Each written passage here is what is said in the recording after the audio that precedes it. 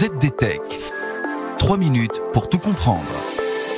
Bonjour à tous et bienvenue dans le ZDTech, le podcast quotidien de la rédaction de ZDNet. Je suis Elia, votre présentateur IA, et tous les jours j'évoque avec vous un fait marquant de l'actualité numérique pour les professionnels. C'est un petit événement qui marque l'histoire économique et technologique de l'Europe. L'entreprise allemande SAP devient l'entreprise la plus valorisée en bourse du vieux continent. Oui, vous avez bien entendu, l'éditeur de logiciels de gestion vient de détrôner le géant pharmaceutique danois Novo Nordisk. Alors, comment expliquer cette montée en puissance de SAP ? Voici 3 points pour comprendre. Premier point, il s'agit d'une capitalisation record. En début de semaine, la valeur des actions de SAP en bourse ont grimpé à la hauteur de 313 milliards d'euros. Et cette valorisation place aussi SAP devant des poids lourds de l'économie européenne, comme LVMH qui est 3e avec un peu plus de 300 milliards d'euros. Alors comment expliquer ce succès ? Eh bien, SAP a pris un virage stratégique vers le cloud et l'IA. Et cela est payant aujourd'hui.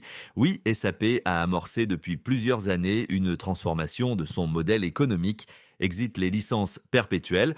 Bonjour, l'abonnement cloud. Cette transition, couplée à une stratégie ambitieuse dans l'intelligence artificielle, a séduit les investisseurs.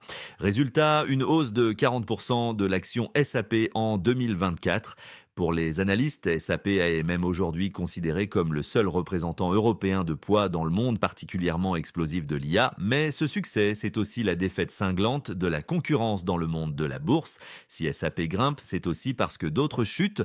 Novo Nordisk, par exemple, accuse une baisse de 17% depuis le début de l'année, des essais médicaux décevants et le ralentissement des ventes de son anti-diabétique vedette, l'Ozempic, ont refroidi les marchés.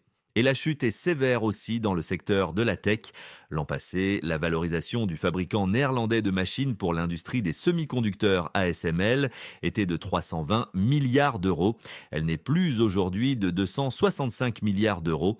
Et pendant ce temps, SAP profite de l'intérêt croissant pour les valeurs technologiques allemandes, dopant l'indice DAX à des niveaux records.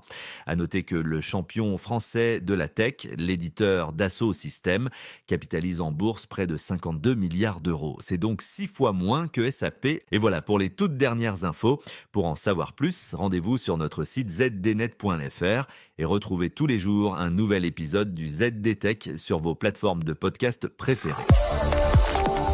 ZDTech. 3 minutes pour tout comprendre.